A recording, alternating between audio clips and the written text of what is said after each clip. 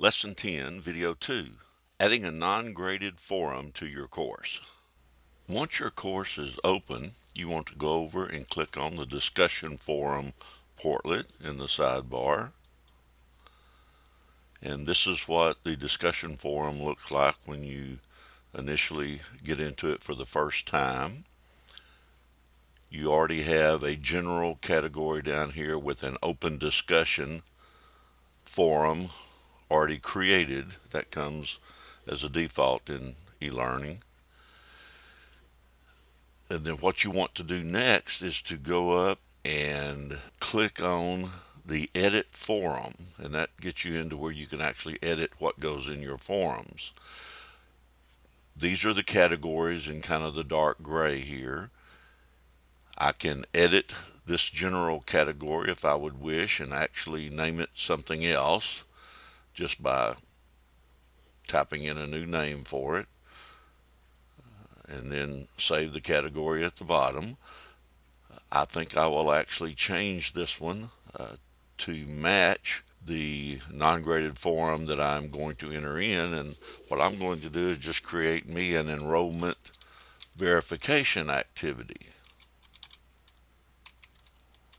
Enrollment verification activity. Because I know that at the beginning of each semester I've got to get these students to do something that I can count for their attendance during that first 12 days. I'll leave everything else just the same. Don't want to remove the post. If I wanted to, I could delete them within a week, 30 days, 60 days, or 90 days, but I want to leave them in there so I'll have a record of it.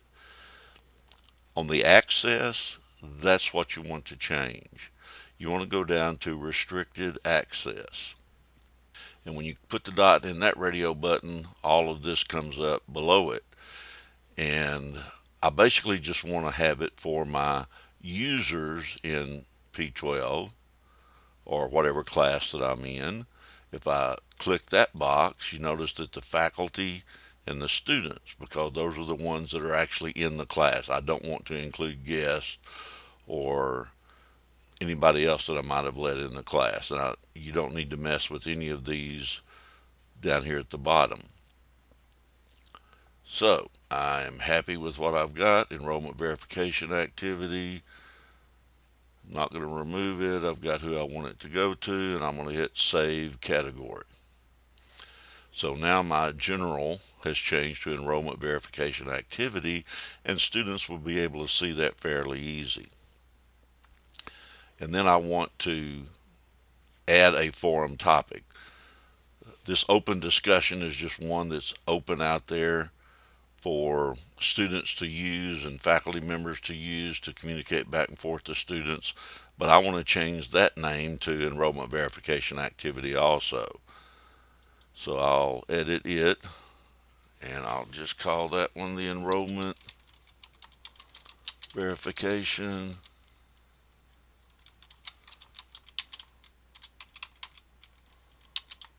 activity.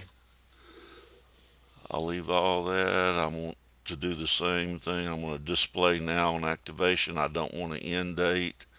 I could, if I wanted to wait to 12 days after the semester has started, I could end it. I don't on the new content. I just want them to be posting.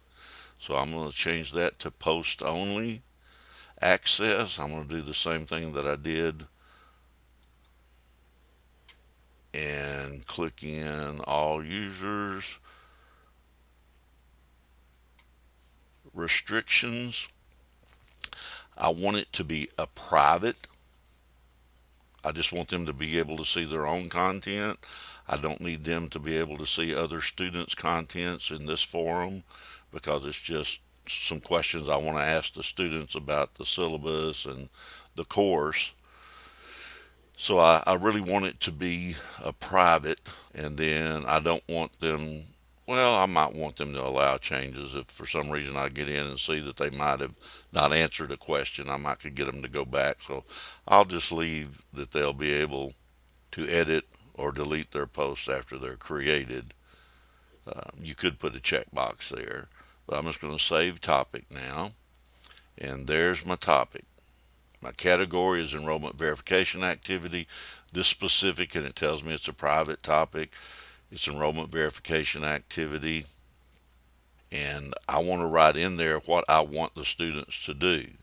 So if I click on that edit pencil again, here's my description. My description is going to be,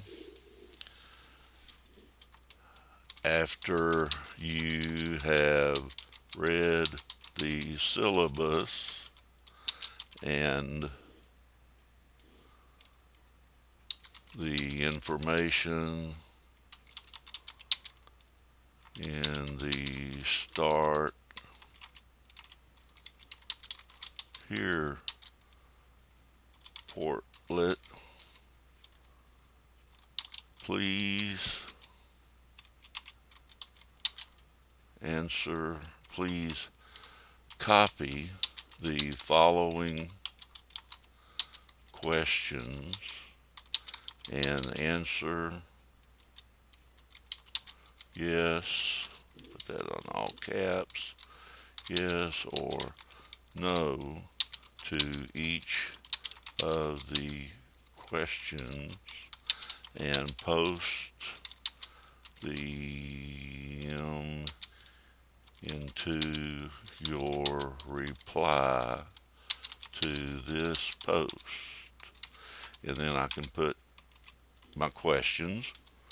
One, just say, I have read and fully understand the syllabus to this course.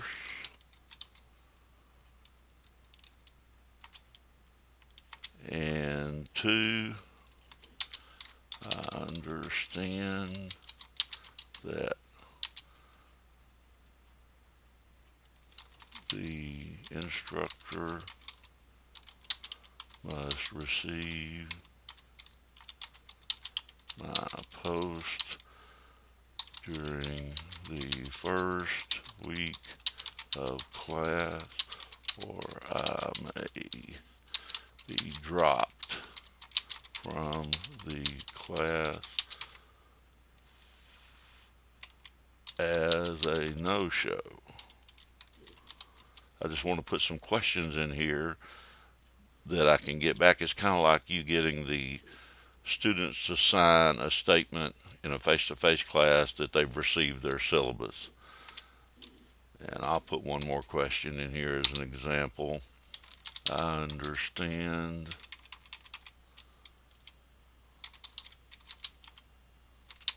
that if I drop this course, it might adversely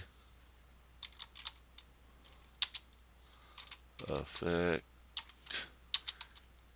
any financial aid I might be receiving. And so I could add a lot of other questions in there. Now, you don't have to do a form for an enrollment verification activity. I mean, you could have the students email you saying that they've done basically the same information.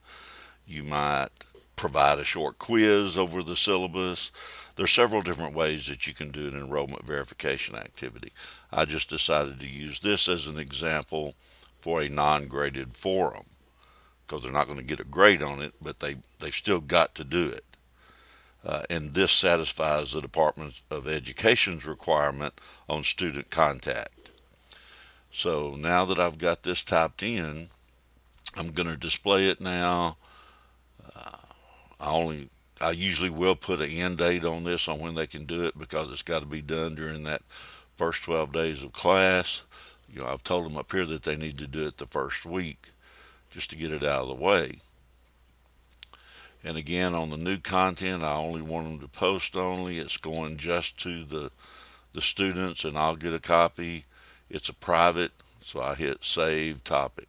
So that's basically all there is to a non-graded forum. Now, what does the student see when they get into it? Let me pull this over. I've logged in as test student here, and I want to go to, I know I put that one in P12, so I'll go to P12, and then as a student I go over to discussion forum, and there I see enrollment verification activity in bold for the category. Down here in my topic, I've got my enrollment verification activities, so I will just click on it, and then that's what the student will see. And it says here, after you've read the syllabus and the information in the Start Here portlet, please copy the following questions and answer yes or no and post them in your reply. So if I want to add a post, I want to copy these questions. That's all the student would have to do.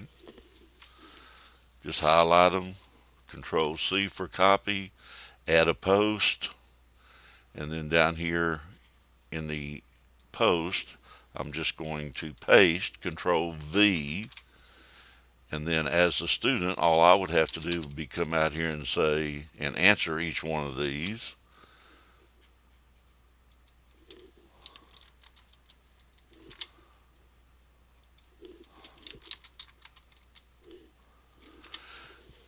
And then I would probably tell them in the subject, I should have put that in the instructions, in the subject, just put their name, even though it will come through with their name, rather than writing out enrollment verification activity or whatever. If they will just put their name in each one of these, you will have kind of an extra backup of whose it really is.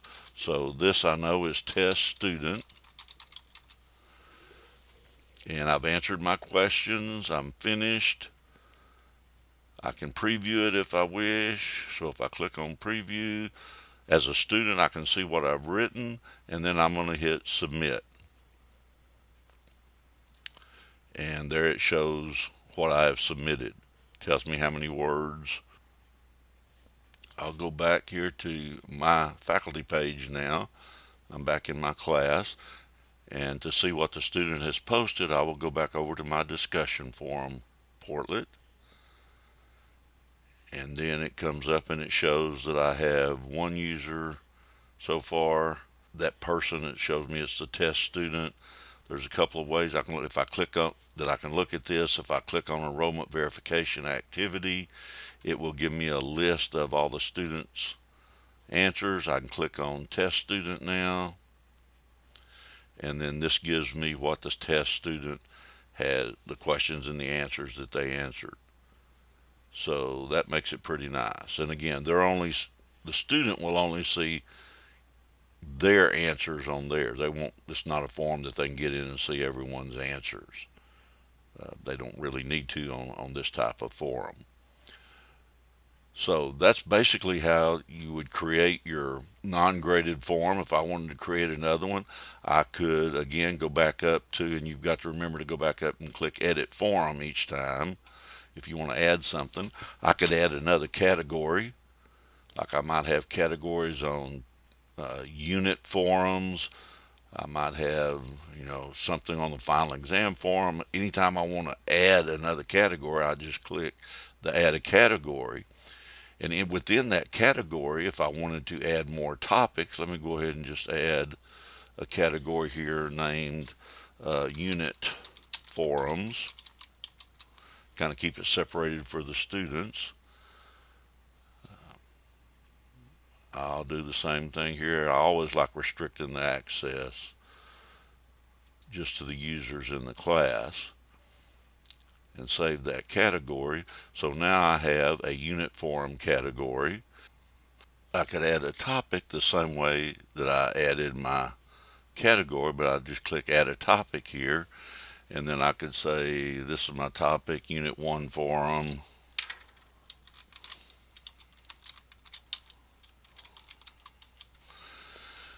And then I could put a description in if I wanted. Display now, no end date. This one I might want them to post and reply to other students' posts, so I could leave that way. Again, I'll restrict access to just the users in the class. On restrictions, I want them to be able to post first so they can see the content of the topic. after they write the post themselves. I don't want them to see someone else's post before they answer. I typically don't use moderation. That's if you want to get in and look at students' posts before they actually get published out to the class. So I just leave it, don't use moderation. And then I click Save Topic. And here's my Unit 1 form, and I would have written my question in that one. This would be my question, or what I wanted them to post about, right here in the topic description. So that's basically all there is to creating forums here. Now, I will get in the next video and show you how to post these forums. This, I would use it as a graded forum. I just used it here to show you how to add a different category in different topics. But I use this as a graded forum, and that will cover in video 3. Thank you.